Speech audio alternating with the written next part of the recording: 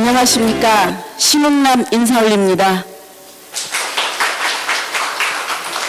반갑습니다. 이렇게 좋은 날 전주문인대회에 대동제를 열게 되어서 무척 기쁩니다.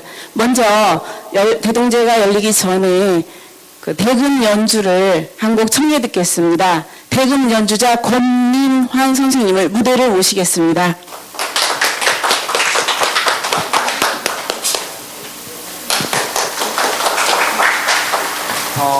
반갑습니다. 대금 연주자 권민환입니다. 특별한 시간에 이렇게 초대해 주셔서 정말 진심으로 감사드리고요. 이 악기는 다들 아시다시피 신라시대 신문왕 시기에 만파식적이라고 불리우며 신라의 국보로 지정된 악기입니다. 신라의 국보로 지정된 만큼 굉장히 특별한 설화를 가지고 있거든요. 어떤 설화냐 하면 이 악기를 불면 모든 적군들이 물러가고 역병이 모두 사라졌다라는 그런 설화가 내려져 오고 있어요. 그래서 제 대금 소리를 듣고 여기 계신 모든 분들이 안 좋은 일들이나 코로나19를 잘 극복하시는 그런 계기가 되었으면 좋겠습니다. 그럼 첫 곡 다향 들려드리도록 하겠습니다. 큰 박수로 맞아주세요.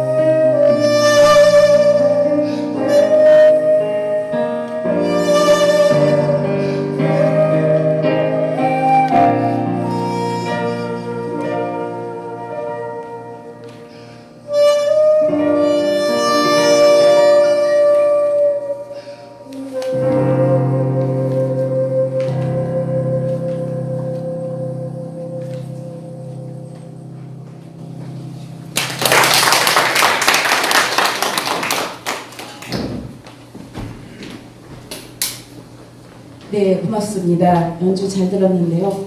이 연주를 듣다 보니까 신금을 울린다는 말이 떠오르면서 아마 옛 시절에 역병이 물러났다면 역병들의 신금을 울려서 그러지 않았을까라는 생각을 해봤습니다. 올해의 문인대의 주제는 행복한 삶을 위한 문화치료입니다. 이 주제를 바탕으로 1부는 공연시 낭송을 하고요. 3편 하게 되겠고요. 2부는 강연을 준비하였습니다. 시간이 그리 길지 않으니 끝까지 같이 하여 주셨으면 고맙겠습니다. 그럼 지금부터 전주문인협회 제12회 전주문인대회를 시작하겠습니다. 먼저 국민의례가 있겠습니다. 모두 자리에서 일어나 화면의 국기를 향하여 주시기 바랍니다. 국기에 대하여 경례!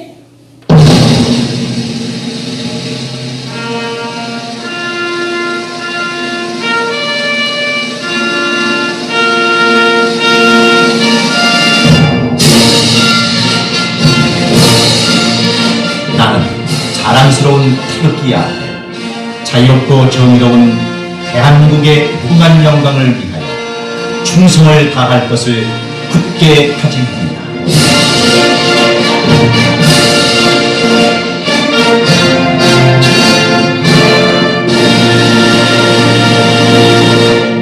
바로 다음은 순국 선열 및 작고하신 문의를 위한 묵념이 있겠습니다. 일동 묵념.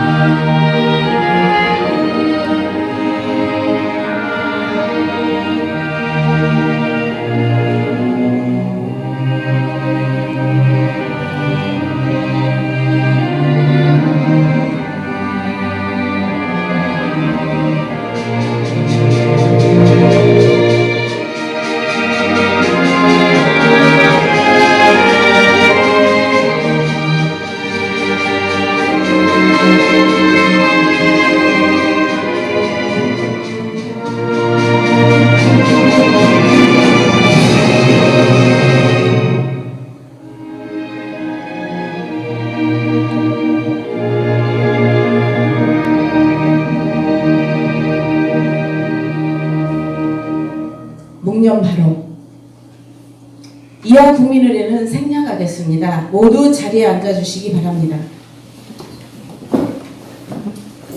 다음은 윤혜준 전주문인협회 회장님의 인사 말씀이 있겠습니다.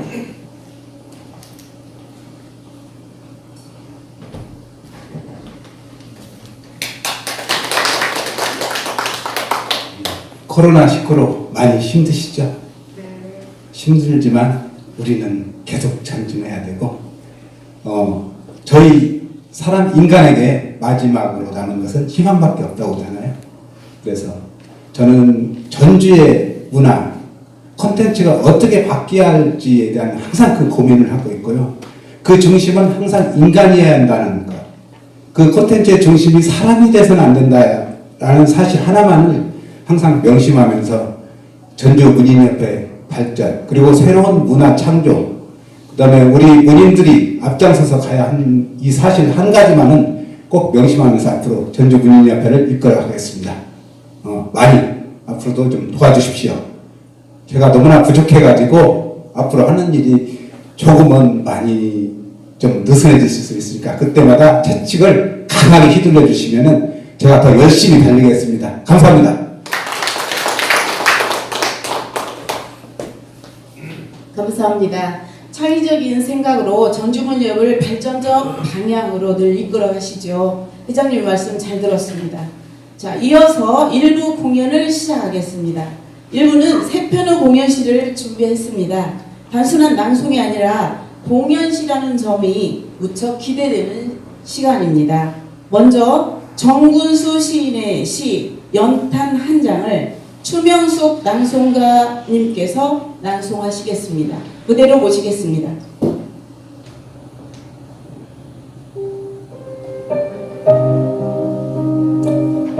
연탄 한 장, 정군수. 죽음과 손을 잡은 그들은 연탄 한 장을 운명의 끈으로 묶어놓고 바람 드는 곳마다 꽂고 테이프로 막고 불 당겨본 적 없는 화덕에 목숨을 당긴다.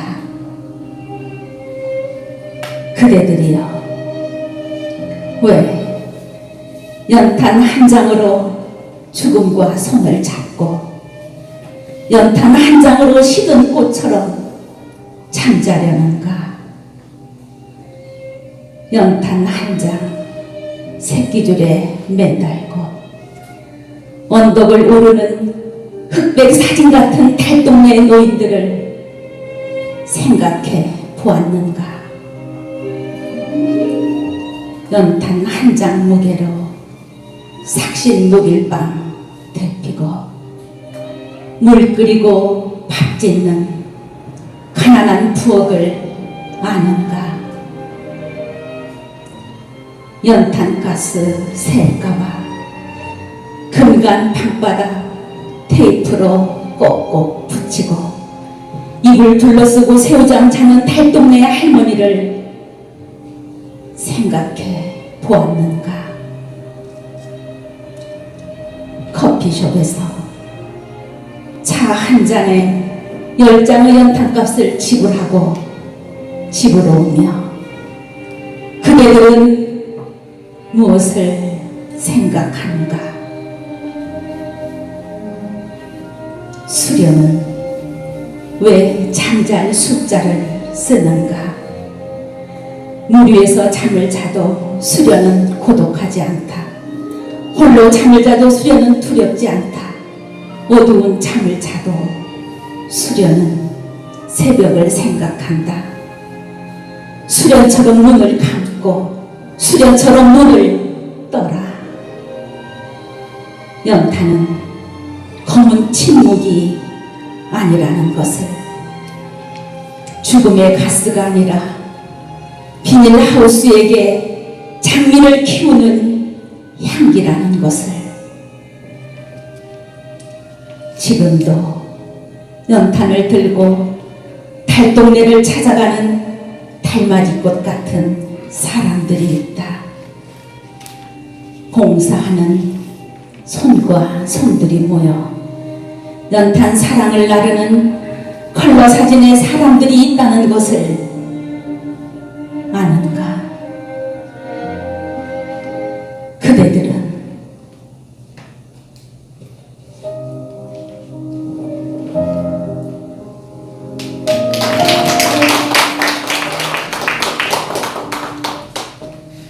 네, 잘 들었습니다. 따뜻한 음색과 알맞은 어종으로 낭송한 연탄 한 장 잘 들었습니다. 이어서 박성수 시인님의 시 11월 금음달을 장옥화 낭송가님께서 낭송하시겠습니다.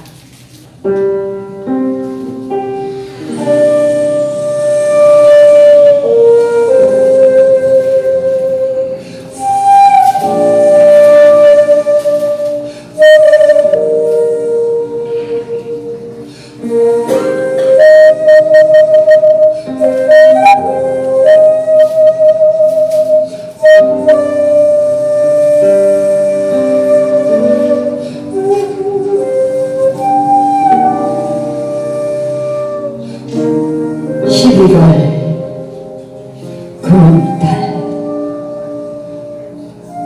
기러기 날에 접은 안개 없는 밤,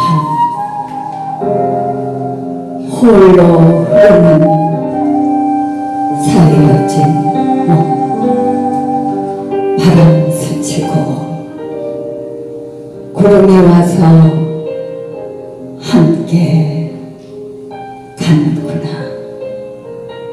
가 없는 길,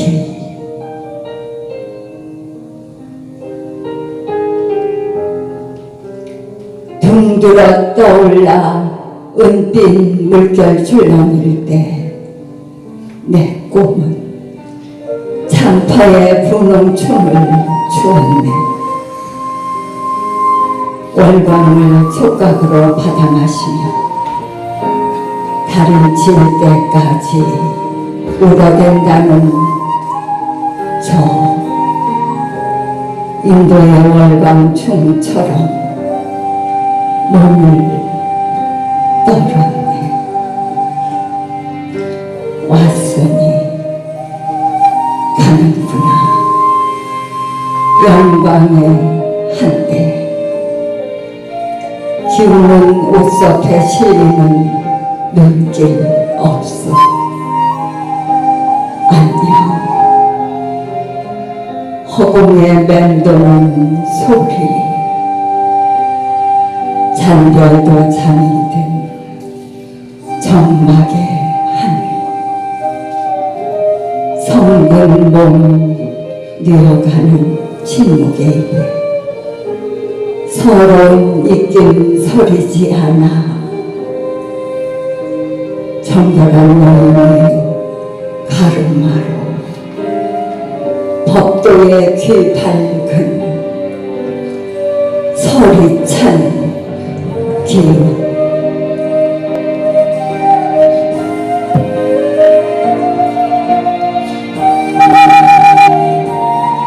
기러기 날에 접은 안개 온밤, 홀로 흐르는 사려진 몸, 바람 스치고 구름이 와서 함께 가는구나. 가없는 길. 11월 금은달. 박성수.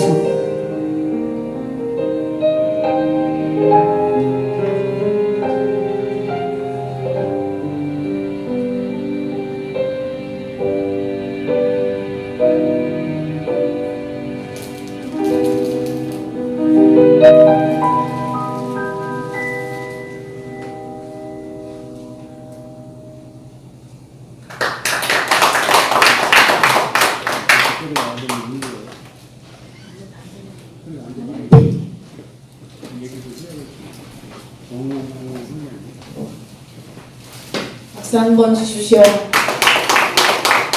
이렇게 아름다운 시를 선물해 주신 박성숙 시인님께서 직접 낭송가님께 꽃다발을 전해주는 순간이었습니다. 네, 잘 들었습니다. 다음은 좀 신나는 무대가 되겠는데요. 송희 시인의 시 전주 장구경을 박재기님, 이선희님, 이행옥님, 최라원님, 그리고 강민영님과 한병길 선생님께서 무대를 꾸며주시겠습니다.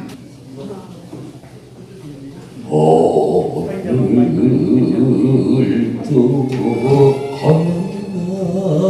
건너만 정처 없는 이 발길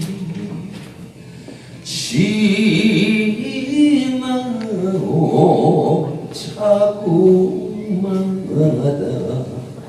눈물 고였다. 서차가 고독 소리 애님이 그리워 나 그대 흐를 길은 한이 없어라.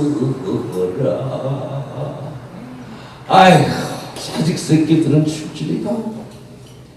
이놈의 그 팔다 남은 이것은 어떻게 하시냐. 아이고 배추 사시오. 배추 좀 쌌더니 배추 좀 사요. 아 무시도 남았네. 아이고 자 아 우리 새끼들은 어떻게 가르치지? 자기라도 상이나 가르쳐봤는데 이거 어떻게 해? 아이고 좀 사기오 이거 좀 사고 아이고 아이 사람 아주 조용 좀 해 이 사람. 사람아 하냐 근데 이것도 팔고 그냥 속이 터져 죽겠구만. 핫다 참말로 또 무식이성으로도 술 퍼먹었네 그려. 아 술을 안 먹게 생겼으니까 이게 나가야 할 말이지. 아이 맨날마다 술 먹고 말이야. 무식 어디 팔에 무식이성. 아니 그래도 팔긴 팔이야. 술이 자리가 시끄러운 좀 살라도 사람들 오거든 가이가. 아이고 나 정말 여기 한 이리 저기서 버텨지도 못하고 화내야 근데 아이 일로 어떻게 하겠어. 아이고 나 아이고 야 이놈아. 가세. 장국영이나 가세. 그러게 말이요. 어디 잘들 있었는가? 어떻게 됐어? 어떤 신세가 허가를 하네요. 가르쳐 봐. 건강들이요? 약을 한 보따리씩 먹어. 그래요. 다 그렇지 뭐. 맞아. 아유 이 시장통이 옛날 우리 어렸을 때 그대로네. 아 그런 게 연판도 있고 이 배추도 팔고. 장구경이나 한번 하더라고. 그래요. 전주 장구경 1970 송희 희오리길 걸며 쉬며 장보러 간다. 낡은 갓꿰매 쓰고 곰방대 들고 싸전 다리 우러하고 초록바울을 지난다. 산의 것 들의 것길 가상에 알록달록 사과 괴짝이 해삼에 군침을 삼킨다. 몸납장 눌러 시장통으로 들어선다. 시장통으로 들어선다. 조금씩 뜯어먹힌 만물상 오징어는 다리가 9개. 한 장씩 빼먹은 좌판 짐은 99장. 막내딸년 콧배기심을 사갈까? 큰아들놈 잡기장을 사갈까? 에라 막걸리나 걸쳐보자. 막걸리나 걸쳐보자. 코가 삐뚤어져 국밥을 먹을까? 국식을 말까? 국리도 전에 주모 마음대로 국밥이로구나. 국밥이로구나. 곰방대 어슬렁 저슬렁 떨이 사과 한 개씩 흘리며 인절미 떡집 지나간다. 홍어 한 마리에 수십 마리 파리가 덤이지만 그림의 떡이로다. 그림의 떡이로다. 포목전 지나갈 땐 눈 감고 귀 닫고 비단은 무슨 비단. 에라 내 팔자야. 얘라 내 팔자야. 돼지 비계 두어근이나 끊어가자. 물 한 솥에 묵은지 순덩순덩 썰어 배 터지게 퍼먹어라 보자. 흔들건들 건들흔들 집으로 돌아간다. 아이고 색깔이 까먹었다. 아이고 내 부채 또 부채까지 또 부채를 어디다 뒀노? 엿장사? 허허 참 곰방대 어슬렁 저슬렁 시오리길 걸며 쉬며 장보러 간다.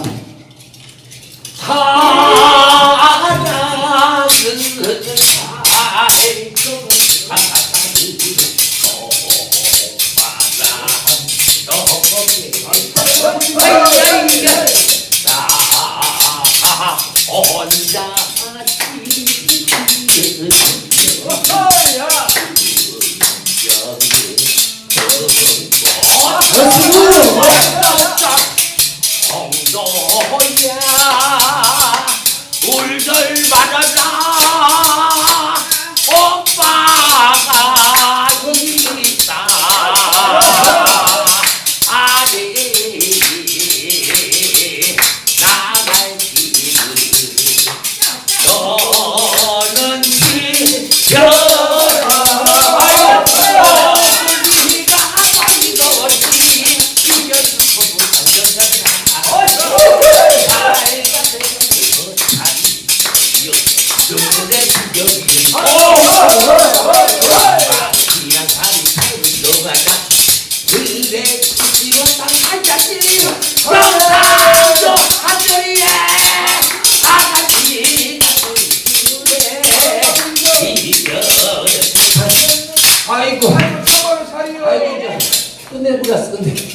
아이고 죽겠네. 아이고 죽어서 끝냅시다. 아이고 참말로 이것이 1970년대 천주야. 그러게 말이야.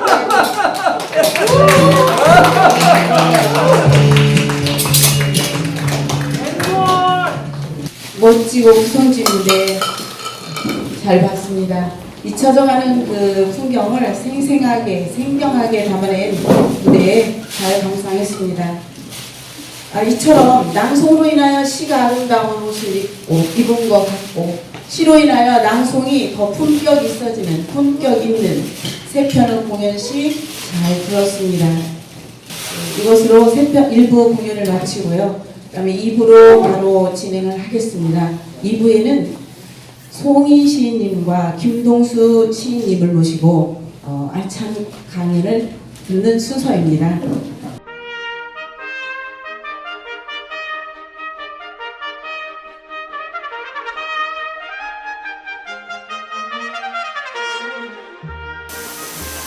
네.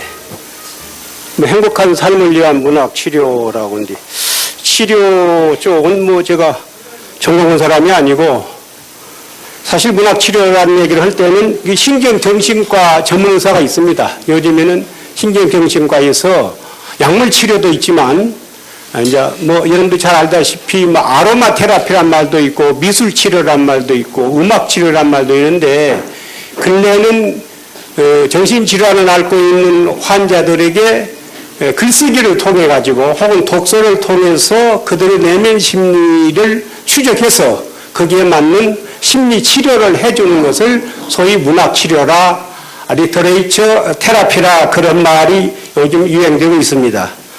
근데 저는 이제 그 얘기를 하기 전에 20분 안에 좀 끝내라고 그러니까 이것을 먼저 묻고 싶어요. 우리가 글 쓰지 않아요. 그 왜 글을 씁니까? 왜 글을 써요? 나도 그 생각하고 내가 왜 글을 쓰지? 예, 그래서 그런데 질문하겠어요. 문학은 내 넋두리다. 박영택 씨 공감해요 안 해요? 그러면 근데 박영택의 넋두리를 누가 듣고 싶겠어? 나도 살기 심란하고 나도 그 걱정이 많은데 너무 넋두리 들어줄 시간이 있겠어요? 별로 없지요. 그런데 대부분 사람들이 자기 넋두리다운 글을 많이 쓰고 있습니다, 지금. 그냥 쓴 거다, 이거야. 내가 그래서 그냥 쓴 거다. 근데 그냥 썼으면 1장에다 쓰면 시비를 안 해. 근데 세상으로 갖고 나와가지고 그냥 낭송으로 뭐 들으라고 쌓고, 책을 내가지고 보내주면서 읽어봤냐고 또 물어봤었고, 책을 줬으면 끝나지. 또 물어봐. 읽어봤어? 어쨌어? 지 넋두리를 써놓고 왜 남들한테 사람이 귀찮게 써, 힘들게 써. 그래서 정말 이런 질문을 하고 싶어요. 나의 문학은 내 넋두리냐? 아니면은 그 뭐냐? 저 같은 경우는 넋두리랑 저도 넋두리가 물론 있지만 저는 칭얼거립니다는 얘기를 하고 싶어요. 내 시는 내 칭얼거립니다. 내 칭얼거림. 누구한테 칭얼거려? 어린애들이 장에 갔다 엄마가 오면 엄마한테 칭얼거리죠. 엄마 하루 종일 속상했다고 다 칭얼거립니다. 그래야 속이 풀리니까. 그런 것처럼 제가 이렇게 글을 쓴 데가 있어요. 나의 시는 내 영혼의 칭얼거립니다. 나의 시는 내 영혼의 칭얼거립니다. 그 속에 전생의 내가 들어있다. 나의 시는 내 영혼의 사당이다. 영혼의 사당. 영혼의 사당. 사당에 가서는 그 신하고 만나가지고 뭔가 푸닥거리를 하지요. 그러면 나는 주로 어느 시간에 내 영혼의 사당에 들어가느냐? 주로 새벽녘 2, 3시에 내 서재가 내 영혼의 사당입니다. 거기에 가서 그동안 있었던 속상함이라든지 울분이라든지 서러움이라든지 분노라든지 그런 걸 세상 사람한테 가서 풀면은 싸움이 일어나고 불화가 일어나니까 글 속에서 그걸 풀어내고 또 거기서 위로를 받고 그런다는 얘기죠. 그래서 저는 나의 문학은 무엇이냐? 넋두리보다는 자기 칭얼거림 혹은 자기 위안의 글이다. 저는 이까지 그렇게 글을 씁니다. 뭐 연거리가 되려고 쓸 일은 별로 없고 내가 나를 위로하고 싶어서 세상이 나를 위로해 주지 않으니까 세상이 나를 별로 주목하지 않으니까 시시껄찌한 놈들이 주목받고 별로 주목받도 안 해 사람들이 주목받고 있고 주목받을 사람들은 주목도 못 받고 있고 자, 그건 내 생각이요. 다른 사람들도 저그 생각이 있겠지만 그러니까 누가 나를 위로해줘야겠어. 내가 나를 위로해야죠. 그럼 화가 나니까. 그래서 나는 나의 문학은 나의 위안이다. 자기 위안, 자기 구원이다. 여기서부터 제 글이 시작되지 않는가 이런 얘기를 합니다. 그래서 제가 저를 위로하고 저를 달래기 위해서 글을 쓰는데 때로는 그것이 활자로 세상에 나가게 되면 사람들이 그것을 보고 또 공감해 준 사람이 있어요. 개중에 눕는 놈들이. 그러면 너무 고맙지요. 그래서 자기 구원, 자기 위안의 글이지만 또 그것이 때로는 세상에 나가서 세상 사람들과 소통하고 공감하면서 또 나의 세상을 또 열어가는 것이 아닌가 그런 생각이 듭니다. 그래서 제가 전에 아까 뭐 통초를 안 알아준다고 그랬는데 서울서 한번 알아줄 때가 있었어요. 그래서 그때가 2004년도 12월 18일 날 서울의 세종회관 컨벤션 센터 4층에서 심락상을 받았습니다. 그때 제가 이런 얘기를 했습니다. 그러고 보니 내 삶은 늘 문학과 함께 있었다. 문학으로 꿈을 꾸고 문학으로 위로를 받고 문학으로 내 삶을 열어가면서 빈약한 나를 지켜왔다고 본다. 나는 빈약해요. 근데 무엇으로 지켜왔냐? 돈으로, 명예로, 물질로, 사랑으로 라기보다는 문학으로서 나를 빈약한 나를 지켜왔다고 본다. 그 말이죠. 문학이 없었던 들 제가 만약에 조선시대에 태어났으면 저는 뭐가 됐을 것인가 생각해 봤어요. 아마도 산속에 들어가서 장길산이나 아니면 인껍쟁이 되었을 것이다. 왜? 너무 억울하고 불하고 그런 것이 세상에 너무 많이. 근데 그거 참고 살 수는 없어. 산속에 들어가가지고 인껍쟁이 되었을 것이다. 장길산이 되었을 것이다.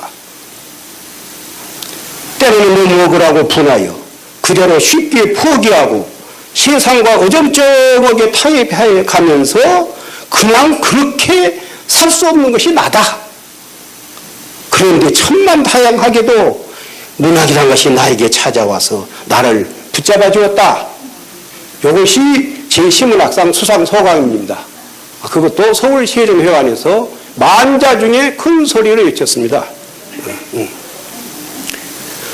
왜 이런 얘기를 하냐면은 오늘 주제가 나는 이렇게 글을 쓰고 이렇게 떠들어야 행복해요. 그러면 못 살아. 사는 것이 재미가 없어. 너무 시시껄껄해.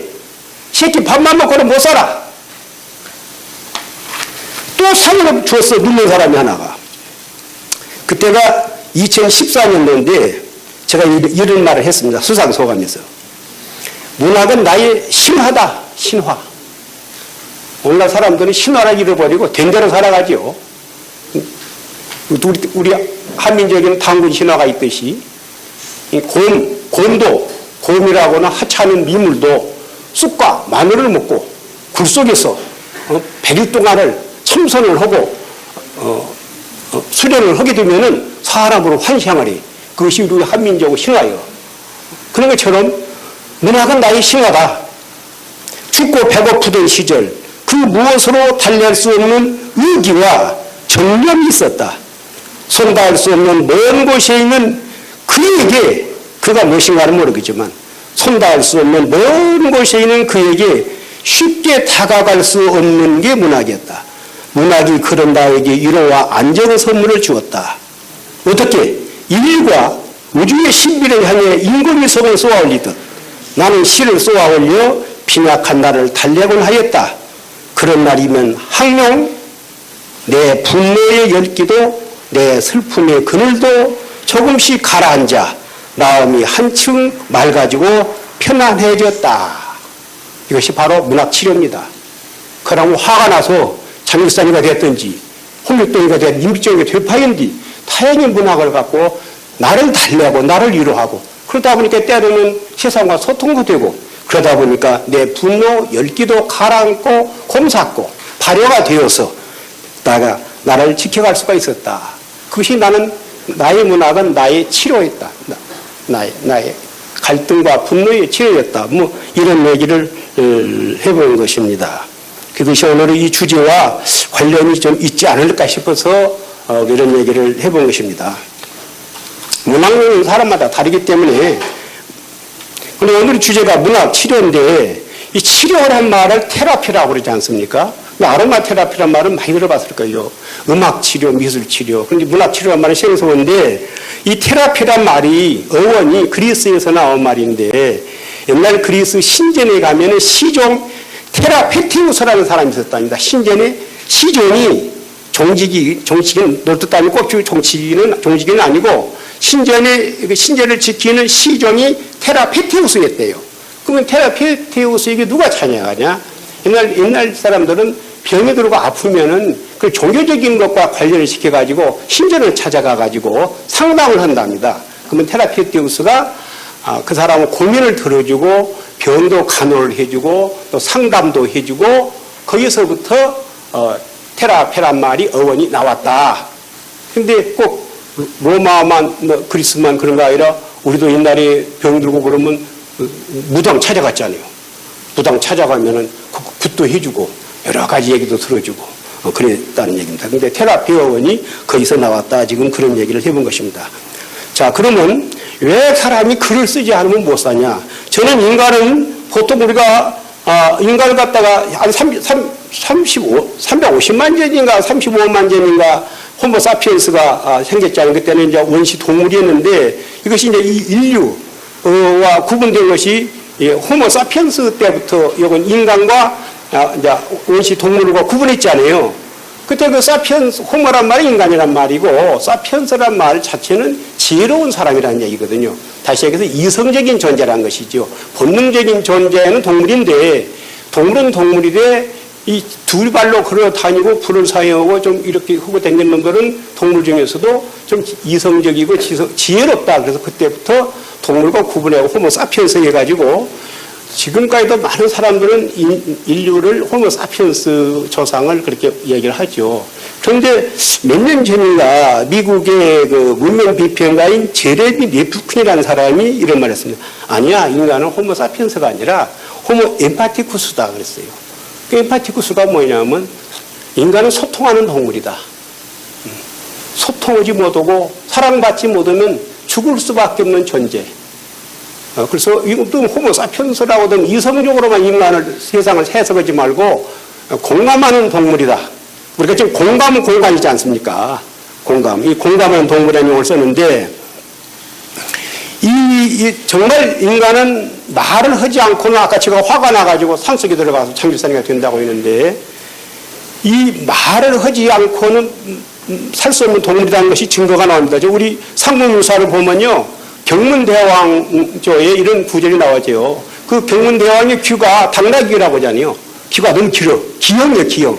이것이 컴플렉스예요. 그래서 터번을 썼어요. 복두건이라고 두건, 터번을 쓰고 캄프라치를 했어요. 그런데 그걸 아는 사람은 자기를 낳아준 어머니하고 그 터번을 만들어준 복두장이만 알아요. 그래서 복두장이한테 명령을 내립니다.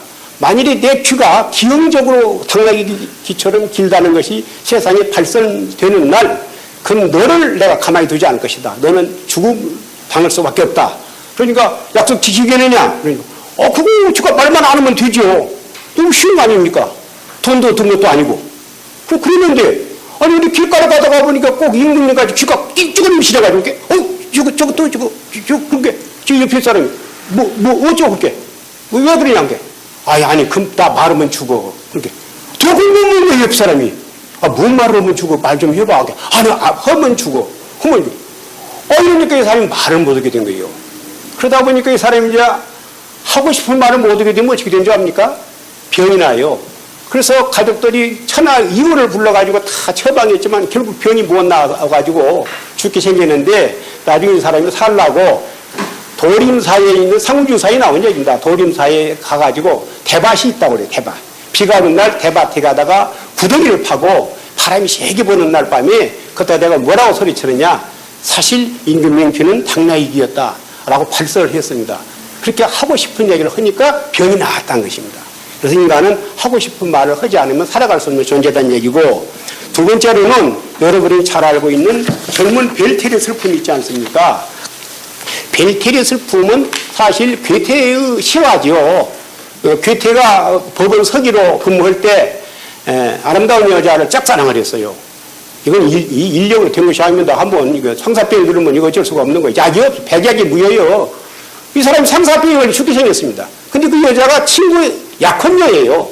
그러니까 어쩔 수가 이거 할 수 없이 포기를 해야 하는데 병이 나서 상사병이 죽게 생겼는데 이 사람이 운 좋게도 죽기 전에 그 자기의 시련 슬픔을 소설로 형상화해서 만든 소설이 정말 벨테리 슬픔이고 벨테리 곧 괴테 자신이고 거기에 나오는 여자 주인공 롯데가 그 자기가 짝사랑했던 부포라고는 친구의 애인이었습니다. 그래서 자기가 정말 상사병이 들어서 죽으려고 자살을 하려다가 소설 속에서 자기 대신 누구를 죽였어요? 벨테를 죽였죠. 주인공을. 유명한 이야기입니다. 그래서 뭐라고 훗날 세상 사람들은 얘기를 했냐. 벨테는 죽고 누가 살았어요? 소설 속에 벨테는 죽고 누가 살았어요 대신? 괴테가 살았죠. 만일에 그 소설 속에서 벨테리 자살해 죽지 않았다면 현실에서 누가 대신 죽었을까요? 괴테가 죽을 수밖에 없었죠. 죽을 수 있는 사람도 문학적으로 소통을 해서 표현을 하게 되면은 발설을 하게 되면은 살 수가 있다는 것입니다. 그래서 치료가 되는 거예요. 그래서 괴테가 살아난 것입니다. 그렇기 때문에 뭐 우울증에 걸린다든지 우울증의 대부분도 세상과 소통이 안 되는 것입니다. 제 주변에 그런 여자가 있어요. 80년대. 평소에 늘 명랑하고 친절하고 상냥하고 해야 하는데 그 여자가 나중에 옥상에서 떨어져 자살해 죽었어요. 얼마 안 돼요. 한 20년 전 돼요. 우리 동네 옆에 있어. 여러분 또 잘 아는 사람 친구인데. 왜 그러냐? 말을 못한 거예요. 남들은 보기에는 굉장히 행복한 것처럼 위장을 해. 근데 그 신랑이 바람을 피웠던 모양이에요. 그 남들 앞에서는 아주 화목한 가정 행실을 해야 되는데, 어떠가 그 부끄러움을, 그 분노를 말할 수가 없으니까 항상 명랑한 채, 즐거운 채, 이렇게 하다 보니까 소통이 누구하고 대화를 못한 거예요, 그것을. 누구한테라도 뭐 친정에 가서도 얘기도 못하고. 근데 그런 줄도 모르고, 교수님, 오늘 우리 노래방이나 갑시다. 그래서, 개코나 무슨 놈, 아줌마들은 뭐 재밌다가 노래를 부르고 나가, 안 간다고. 근데 오늘로 된 게 우리 패널이었습니다. 나중에 죽고 나서 보니까 불쌍하더라. 가서 같이 노래라도 좀 같이 불러주고, 큰이라도 좀 풀게, 한 풀이라도 좀 해줄걸. 그래서 노래 못 해갖고 죽었어, 그 여자는. 그 얘기를 하고 싶은 얘기 못 해갖고 참고 살다가. 그래서 우울증도 걸리고 그런 것이라는 얘기입니다. 지금 유 회장 앞에서 자꾸 이렇게 겁을 줬었네. 빨리 끝내라고인가. 그래서, 남 얘기는 그만하고 제 얘기를 하려합니다. 제가 19살 때 남은 촌놈이 전주에서 학교를 다니는데 버스석에서 하늘의 천사보다도 10배나 더 아름다운 여자를 만났습니다. 근데 어떻게 이것이 사람이 아니야. 사람은 사람인데 사람이 아닌 같이 생긴. 5분 넘었다고. 그래서 그 얘기를 못 하고 얘기할게요. 그래서 어떻게 변할 수가 없어요. 나의 마음을. 그래서 그 여자가 자취한 집을 서학동인데 임업시 연장 옆입니다. 몇 바퀴 돌아도 편지를 풀 수가 없었어요. 전달할 수 있는 통로가 없었어. 그래서 이제 제가 그때 19살 때 제가 맨 처음 시를 썼습니다. 그 때문에 시가 처녀시입니다. 그것이. 그 여자 때문에 제가 그 연애 편지를 쓰기 위해서 그 제 마음을 전달하기 위해서 시라고 하는 시를 난생 처음 썼던 시가 코스모스에게 부처님이 없어라는 시입니다. 그래서 이 시를 써서 어떻게 전달할까? 그런데 그때는 대학에 일주일에 한 번씩 학보가 나가요. 학보에다가 시를 딱 실었어요. 그랬더니 편집 주관들이 야, 시가 좋다 해갖고 시를 그러면 시가 나가게 되면 아무래도 그 여자가 볼 거 아니에요. 그러면 혹시라도 내 마음을 시가 간접이라도 알아들을까 싶어서 그 시를 썼는데 초전에 시를 썼는데 1100개 탈고가 되는데 시를 다 쓰고 나니까 나도 모르게 눈물이 쭉 나와요. 눈물이 쭉. 내가 이 시를 안 썼더라면 화병이 나든지 그러면 모르겠어. 그 집을 쳐들어갔거든요. 난리를 쳤든지 어떤 놈을 때려 죽였든지 뭔가 난리가 났을 것이에요. 그런데 이 시로서 다행히 나를 갈등을 열기를 저녁에 글을 쓰다가 구체다 쓰다 보니까 기왕 쓸 바에는 그 여자한테 보이게 하려면 기왕이면 잘 써야 되죠. 또 화난 감정 그대로 쓰면 안 되잖아요. 그러다 보니까 내가 마음을 가라앉히고 다듬고 아름답게 순화시키고 여화시키고 그러다 보니까 한편의 시가 된 것입니다. 이 시를 내가지고 제가 대학교 캠퍼스를 그 이튿날 아침에 지나가니까 이 학생들이 야 당신 너 김덕도 너 시인이냐? 그래서 아니요 아직 시인은 아닌데 앞으로 나는 시인이 될 거야 그랬습니다. 그래서 그 시를 읽어주고 제가 끝내버렸겠습니다. 나머지 것은요 인연머리가 있으니까요. 근데 지금 생각해보니까 맨 처음에 썼던 시가 지금도 제일 좋은 시요. 얼마나 뜨겁게 썼으면 그렇겠습니까? 그 여자가 꼭 뭐같이 생겼냐? 코스모스 같이 생겼어. 한 달 가을 하늘에 파란 하늘에 그것도 연분홍 한 달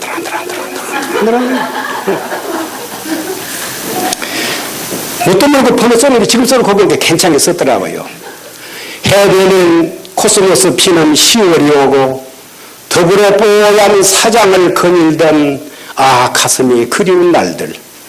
싱그런 코스모스 가지가지 사이로 가랑잎지는 산사의 뒤안길에 잿빛 면주 흰 목에 두른 목이 긴 여성을 내 사랑했었네. 멋있네. 보세요. 싱그런 그 배경, 공간적 배경을 보세요. 싱그런 코스모스 가지가지 사이로 가랑잎지는 산사의 뒤안길에 앞마당도 아니야. 산사의 뒤안길에 잿빛 연주 흰 목에 두른 목이 긴 여성을 내 사랑했었네. 바람이 불 적마다 흩날리는 저 코스모스 이파리들 날이면 날마다 산록을 타내리는 서른 목탑 소리에 울어 병든 비둘기는 누구요? 병든 비둘기는 가슴을 앓고 으스러지게 끼어하는 서로 가슴에 눈물처럼 흰 배꽃이 졌네. 해변엔 코스모스 치는 10월이 가고 더불어 뽀얀 사장을 거닐던 가슴이 그리운 날들이여 가슴이 그리운 날들이여. 그것이 19살 때 제 처녀십니다. 근데 오늘 주제가 행복한 삶을 위한 문학 치료 아닙니까? 저는 이 시로서 왜 치료가 됐냐? 현실에서는 그 여인을 만나봤습니까? 제가? 편지도 전달해봤습니까? 옆에 가도 못했죠. 근데 작품 속에서는 무엇을 했어요? 이거 나왔잖아요. 가슴을 앓다고 어쨌어요? 으스러지게 끼어하는 서로 가슴. 작품에서는 끼어안았어. 으스러지게 끼어하는 서로 가슴이 눈물처럼 흰 배꽃이 졌네. 이 순간 저는 순화가 되고 카타르시스가 이루어진 것입니다. 작품 속에서나마.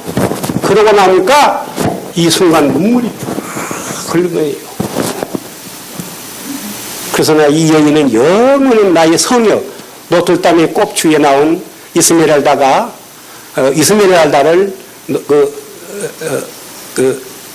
꼽추가 영원히 사랑하듯이 저는 그 성당 안에 성역에 모셔놓고 지금까지 이 그리움과 아름다움의 생각으로 거친 세상을 버티고 있습니다. 재기번학이 없었던 늘 저는 깡패가 되었던지 아니면 조폭되었을 것입니다. 그래서 못된 것들 신나게 두드려 패버리고 못된 정치인들 아닌 것들 껍질거린 것들 걷어차버렸을 것입니다. 근데 그냥 운하고로 사이드로 빠져가지고 이러고 그냥 지치하고 있습니다. 감사합니다. 감사합니다. 비대면 이후에서 박수를 제가 유도를 안 했는데 우리 교수님의 강의가 너무 유쾌하고 알차서 박수가 저절로 나오게 됐습니다. 강의 잘 들었습니다. 다음에는 송희 시인님을 강연을 듣겠습니다. 무대로 모시겠습니다.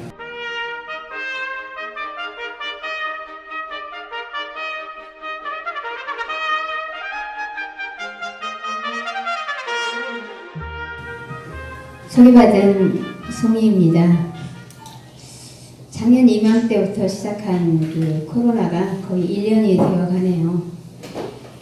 행사가 취소되거나 비대면으로 진행되곤 하는데 그나마 이렇게 공연팀도 있고 몇몇 그 문인들도 있고 해서 건강하게 이렇게 만날 수 있어서 정말 반갑고 건강하게 계셔줘서 감사합니다.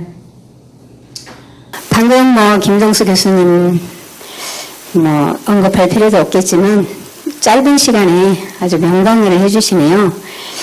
원래 제가 이메일 닉네임을 지리산 흑곰으로 알고 있었는데 산속에서 장길산 아니어도 전주 시내 장길산으로 그렇게 살고 계시는 것 같아요. 그전에는 까무잡잡한 흑곰 같았는데 뭘 드셨는지 그냥 아까 보니까 이제 하얗게 백곰이 되어 계세요. 그리고 예람된 말씀이지만 예전에 쓴 시, 첫 시가 요즘 쓰는 시보다 더 좋은 것 같은데요. 죄송합니다. 저는 이제 문학치료라고 이렇게 주제가 와서요. 감히 무슨 문학으로 치유까지 일어날까. 근데 지금 교수님 말씀하신 대로 그 문학을 통해서 그래서 제가 그 제목을 문학치유가 일어나기 전 과정, 문학을 통한 자아 발견이라고 한 단계를 이렇게 얌전하게 주제를 내려봤습니다.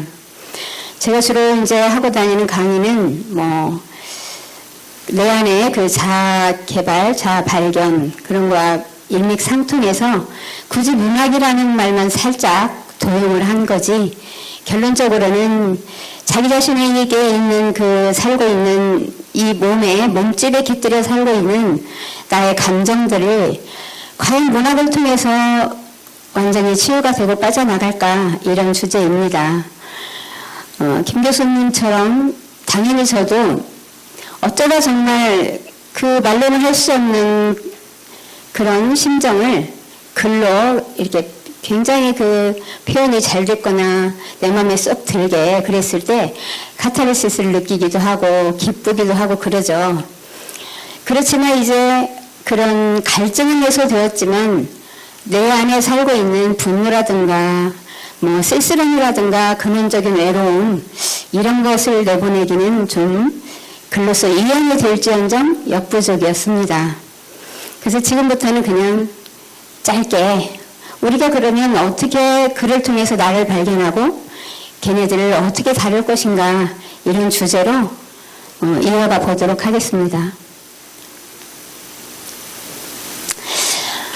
글로서는 무엇을 얻게 되나 이렇게 했는데요.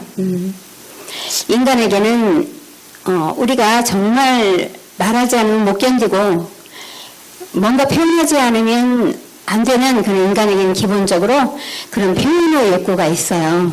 어떤 분은 글을 쓰고 어떤 분은 낭송을 하고 어떤 분은 춤을 추고 어떤 분은 악기를 다루고 이렇게 인간에게 기본적으로 표현의 욕구가 있는데 우리 여기 계시는 분들은 낭송을 하거나 글로써 자기를 표현하고 있죠. 그 표현 욕구가 다 채워지면은 어느 정도까지 우리는 계속하냐면 내가 정말 충족이 되었을 때 우리 삶도 마찬가지예요. 그래서 뿐만이 아니고 우리 삶에서 가정생활, 부부생활에서도 전쟁과 사랑이 있죠. 부부생활에도 실컷 전쟁을 치르고 나면 이제 하기 싫어져요. 아우 지쳤다. 이럴 때 우리가 사실은 전쟁의 욕구, 표현의 욕구가 채워졌을 때 이 완전히 충족이 됐을 때 이제 충족감을 느끼게 됩니다.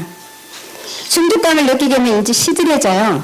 저도 이제 이런 명상 안내를 하거나 또는 글을 쓴 거나 이게 연륜이 좀 연배가 똑같이 비슷한데요. 한 25년 정도 되었는데요.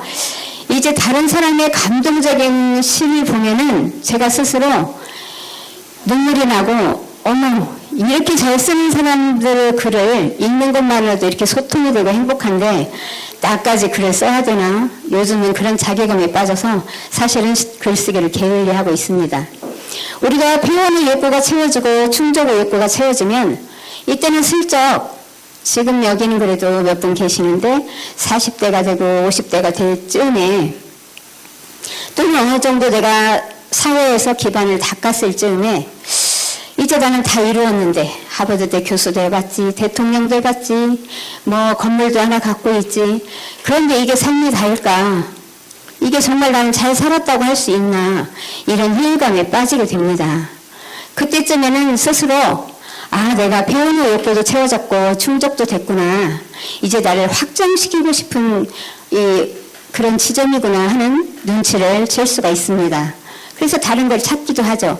더 유난히 종교 생활을 한다거나 명상을 해본다거나 그냥 남들은 10년하고 많은 거를 나는 끝까지 20년, 30년 하늘을 파게 됩니다.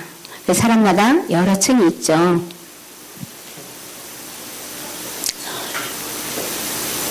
그래서 이제 우리는 적어도 저 글을 많이 쓰는 취미로 쓰지 않고 전문가로 쓰는 사람들은 자기가 쓴 자기의 글을 모니터링할 수 있는 안목 정도는 가지고 있어야 합니다. 주로 이제 우리 시들을 잡지들 많이 보죠.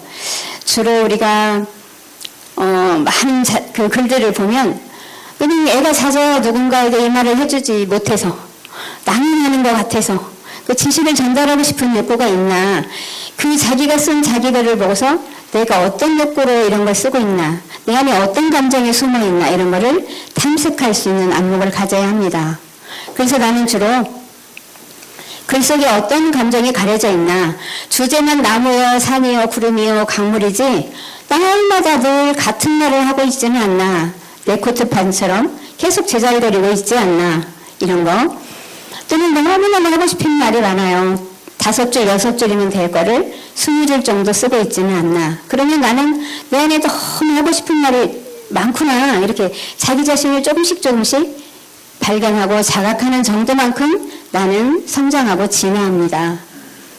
그 다음에 이제 또 어떤 사람들은 이미 70년대에 다 하는 소리를 내가 맨 먼저 발견했구나 하고 얼른 옮겨서 막 적고 설명까지 밑에다 달아놓는 경우도 많죠. 그래서 이런 것을 통해서 이제 자기 자신이 어떤 수준인가, 그래서 글 속에서 자기 자신의 감정을 찾아내는 게 첫 번째 단계입니다. 짧은 시간을 하라고 해서요. 네. 그래서 글 속에서 감정을 찾으면 나는 우리가 이제 전부 작가들이니까 그 시를 보면은 어떤 사람들은 문자 활자된 그 글 속에서도 미음, 비읍, 받침, 기역 이런 거를 잘 쓰는 분들도 있고, 또는 어떤 분은 아야, 어여, 랄라룰로 그런 단어들을 잘 줄여서 쓰는 분 있고, 사람마다 이렇게 글을 보면 이제 저는 모르겠어요. 상담해주고 심리 쪽을 이렇게 안내하다 보니까 이 사람은 지금 굉장히 아프구나, 또는 이 사람은 지금 어떤 생각에 갇혀서 빠져나오지 못하고 있구나, 이런 짐작은 좀 할 수가 있게 돼요. 우린 남의 것은 그렇게 알 필요가 없지만 자기 자신이 쓴 글은 내가 이때는 어떤 감정이 녹아들지 않아서 썼구나, 분노였구나, 슬픔이었구나, 노여움이구나, 쓸쓸함이구나, 외로움이구나. 근데 그런 게 있어서 나쁜 건 아니에요. 우리는 어렸을 때부터 분노나 슬픔이나 이런 건 안 좋다고 배웠어요. 즐거움이나 기쁜 것만 좋은 줄로 착각하고 있어요. 인간에게는 우리가 몇 가지를 주로 하루에 생각하죠? 여러분, 재밌는 그냥 넌센스라고 생각하고 하루에 몇 가지 생각을 하세요? 5만 가지 생각을 하잖아요. 5만 가지 생각, 5만 가지 경험, 실제로 우리 뇌에 들락거리는 빈도로 들어와서 밖으로 나가는 우리가 하는 생각들은 우주에 그냥 흩어져 돌아다니는 생각이지 내가 최초로 창조한 생각이 한 개라도 있던가요? 내가 최초로 창조한 언어도 하나도 없고 내가 최초로 창조한 생각도 없어요. 그냥 세상에 떠돌아다니는 많은 생각들 중에 내게로 하루에 들락거리는 그 생각들은 2조 개가 실제로 넘는데요. 우리가 인지하지 못하지만 모든 우주에 있는 그 베이스에 있는 모든 생각들이 뇌 빈도로 들어와서 뒤로 나가는데 그 중에서 내게 잠깐 걸려서 생각이 이렇게 잠길 수 있는 게 5만 가지라는 거죠. 그런 우리는 그러니까 슬픔도 희노애락에 우리는 모든 감정을 경험하게 돼 있어요. 몸이 너무 신비하죠. 슬픔은 안 좋은 거야 이게 아니에요. 60이 먹고 70이 먹었는데도 이렇게 슬픔을 느낄 수 있다니. 어머 이 나이에도 그렇게 맑은 이슬이 눈에서 똑똑 떨어져. 너무 예쁘다. 얼마든지 이렇게 그런 감정을 가질 수 있다는 거죠. 그래서 자기가 아까 교수님 잠깐 말했지만 그렇게 19세에 그렇게 연시를 쓰고서 그녀가 봤으면 좋겠다 이렇게 하듯이 자기도 이렇게 느껴보는 거예요. 자기 자신 안에 이렇게 쓴 글이 누구한테 칭찬받았으면 좋겠는지, 누가 봤으면 좋겠는지 이런 것도 자기를 자꾸 성찰해가는 과정이죠.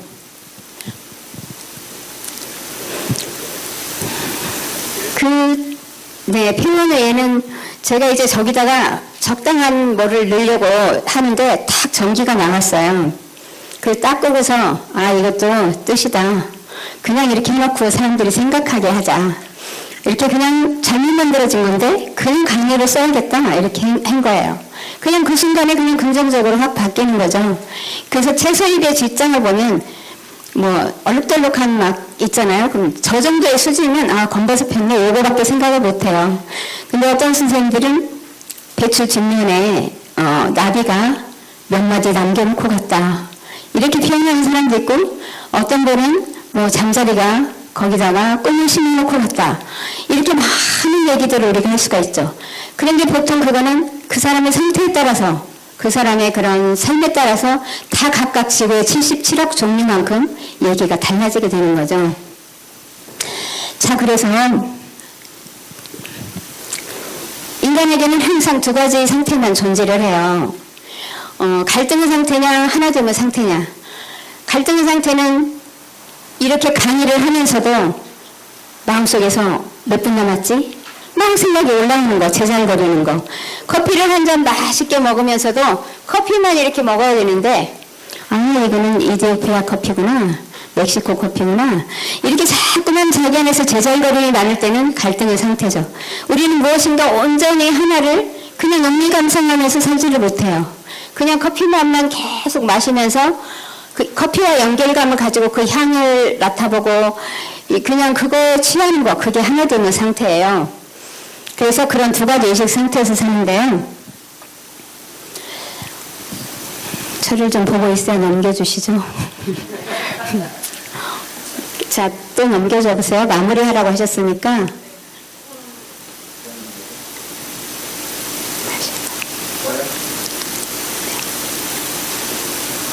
네. 이제 너무 짧아서 뭘 할 수가 없네요. 제가 이제 마지막 마무리로 한 3분만 하자면, 우리는 사실 막 태어났을 때, 하고 태어나 보니까 내 몸이에요. 내가 나를 만드는데 피 한 방울, 뼈 하나, 살 한 점 만드느라고 애쓴 적이 하나도 없어요. 나무나 새처럼 그냥 자연물이에요. 생성물. 그러니까 우리한테는 나무나 뭐 다른 것과 마찬가지로 새나 동물과 마찬가지로 햇볕, 물, 공기가 절실히 필요한 몸이에요. 좋은 햇볕 많이 맞아줘야 되고 깨끗한 물 먹어줘야 되고 호흡 잘해줘야 돼요. 근데 그냥 콧구멍으로 들락날락 하는 이 숨은 호흡해주는 게 아니에요. 반드시 복수호흡을 해서 깨끗한 숨을 들이마시고 천천히 내보내면서 내 안에 스트레스나 온갖 오물이 나간다 하는 느낌으로 꼭 호흡을 하루에 5분에서 10분 이상 해줘야 해요. 내 몸집에는 그냥 태어났더니 이 몸을 살려요. 아까 그냥 키가 크고 야들야들하고 코스모스 같은 그런 몸에서 살면 얼마나 좋겠어요. 근데 내 뜻이 아니고 그냥 자연물이기 때문에, 조물주가 만들어놓은 물이기 때문에 그냥 이렇게 자꾸 소한 이 몸을 살라는 거예요. 그랬을 때 우리는 이 몸을 살려왔어요. 지구의 71억 인구가. 근데 내 몸에 내가 만든 것도 아닌데 내 몸에 어떤 성분이 들어있는지 알 수가 없어요. 내 몸을 연구하러 온 존재예요. 그래서 내 몸은 어떻게 연구가 되냐면 누가 나를 건드려줬을 때 가능해요. 누가 딱 미운 소리를 하면 뚜껑이 열릴 것 같이 분노가 치밀어. 그러면 얼른 내 몸은 저런 소리를 듣기를 엄청 싫어하는구나. 이렇게 자꾸 자기 자신을 자각하고 알아가는 게 내 몸을 사는 거예요. 그거를 산다고 해요. 그런데 우리는 어렸을 때부터 이런 걸 모르니까 엄마는 나한테 왜 저래, 저 사람은 나한테 왜 저래, 저 여자는 왜 저래 이렇게 자꾸 다른 사람만 보면서 살게 된단 말이죠. 50, 60이 되면 나 대통령도 해봤고 장군도 해봤고 돈이 얼만큼 있고 이런데도 불구하고 이렇게 삶이 허망하지. 이러다가 병이 들거나 그래서 죽으면 끝이야? 이 질문이 생기는 거예요. 그래서 내 몸으로 안 살았기 때문에 그래요. 다른 사람은 다 바라보면서 저 사람 왜 저래, 나보다 저게 더 있고 나보다 더 똑똑하고 뭐 이러면서 살았기 때문에 이제 허퉁해서 자기로 산 적이 없는 거예요. 그래서 내 몸에서는 어떤 감정들이 살고 있나 나도 내가 만들지 않아서 알지 못하니까 누가 날 건드려줬을 때 분노가 주로 올라오나, 내 몸에는, 나의 몸집에는 기쁨이 주로 많이 사나 분노가 주로 많이 사나 막 기대감이 사나, 이런 거를 자기 스스로 자꾸만 탐색하는 거, 글을 통해서도 탐색하고. 그랬을 때 왕나라에서 유튜브가 발달해서 15분 명강의도 많고 그래요. 내려놓으라고 정말 말 많이 해요. 욕심을 내려놓아라. 자, 내려놓는다는 게 뭔지 마무리로 하겠습니다. 그래서 내 몸에 분노가 있는 걸 알았어. 분노가 있는 게 어때서 괜찮아요. 그런데 다만 분노 조금 있고 슬픔 조금 있고 외로움 조금 있으면 괜찮은데, 분노가 너무 많아서 내 몸을 장악해버리면 살 수가 없는 거예요. 외로움이 조금 있는 거 좋아요. 즐겁잖아요. 아, 외로워. 그걸 느낄 수 있다니. 그런데 외로움이 너무 커가지고 우울증이 오니까 문제인 거죠. 네, 그걸 어떻게 내가 다루어서 내보내느냐. 자, 내 몸속에 나도 모르게 숨어 사는 거기 때문에 주인인 내가, 내 몸속에 이게 외로움이 몰래 숨어서 살아요. 주인인 내가 눈치를 채면 몰래 숨어 사는 이 감정이 깜짝 놀래죠. 도둑이 들어 숨어서 사는데 주인이 너 분노야 살아라 한 적이 없거든요. 깜짝 놀래고 얘가 어머, 주인이 눈치챘어. 얘가 분노라고 생각해보세요. 내 몸속에 들어있는 주인이 눈치챘으면 움찔움찔 하다가 아, 나한테 분노가 있구나, 아직도 난 내용이 많아, 이렇게 자꾸 주인이 10번 20번 자각하게 되면 그 분노가 스르르 나가면서 그걸 내려놓아지게 되는 거예요. 내가 애써서 나 이 생각 안 해야지, 화내지 말아야지, 내가 누군데, 명색이 교수인데, 명색이 내가 누군데, 이러면서 참는 게 내려놓는 게 아니고요. 그냥 자기 안에 있는. 그래서 100살이 먹어도 분노가 안 나갔으면 여전히 분노가 안 나가는 거예요. 자기 스스로 자각해서 내 안에 있는 감정을 자꾸만 느낄 때 나가죠. 그렇게 나가면 뭐가 좋으냐. 어떤 분들은 행복을 자기가 원하는 조건이 맞춰졌을 때 행복하다고 하는데, 자, 이만한 집이면 괜찮고 차가 이만원 좋고 돈이 있어서 유럽 여행을 가니까 나는 행복해. 그게 아니고요. 행복이라는 것도 몸속에 들어있는 감정이 하나예요. 경험해본 사람만이 알아요. 그 본능의 자리에 걔가 빠져나가면 그 자리가 풀어나인 생명 에너지로 가득 차게 돼요. 쓸쓸함의 자리가 빠져나가면 또 생명 에너지로 가득 차서 내 몸이 머리끝부터 발끝까지, 머리털까지 기쁨과 환희심으로 넘치게 돼요. 그럴 때는 내 아이들이 지금 결혼도 아무도 안 했고 나는 이렇게 조그만 집에 살고 나는 티코 몰고 다니고 나는 버스 타고 다녀도 몸이 늘 행복해서 미칠 지경이 돼요. 그럴 때 세상에 행복이 담기는 몸집이란 말이죠. 분노가 담기는 몸집, 쓸쓸함이 담긴 몸집, 세상에 있는 그 그릇에 맞춰서 억울함이 많은 몸에는 늘 억울한 일만 가서 담기죠. 어머, 저기 억울함이 들어가는 그릇이구나. 이것이 삶의 원리이고 세상의 원리입니다. 이것으로 짧은 강의를 마치고요. 다음 기회에 또 뵙겠습니다. 감사합니다. 두 분의 말씀은 우리들 삶과 문학에 지침이 되고도 남을 만한 좋은 내용들이었습니다. 이 짧은 시간에 긴 여운이 남는 그 낭송학 강연을 통해서 문학과 삶이 더 한층 풍요로워졌을 거라는 생각을 합니다. 여러분은 어떠셨는지요? 자, 멋진 낭송을 해주신 낭송가님들과 아름다운 시를 주신 시인님 모두에게 감사드립니다. 또한 그 외 출연진들과 기획과 연출에 힘을 주신 윤미숙 교수님께도 감사드립니다. 이것으로 2020년 전주문인대 대동제를 모두 마치겠습니다. 감사합니다.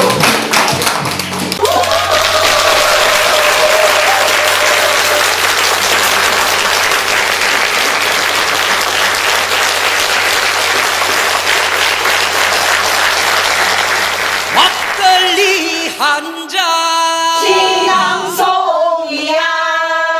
근데 이 책이야 우리 신앙송 교재로 쓸 거야. 깡이야. 외국인들 우리말 공부에 딱이야. 80, 90 먹은 어르신들 치매 예방에도 좋겠어.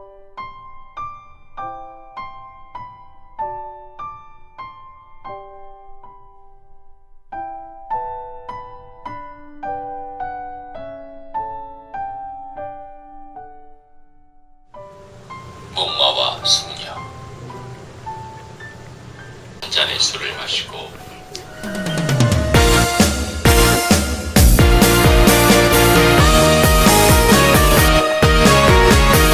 한국인 애성시 백선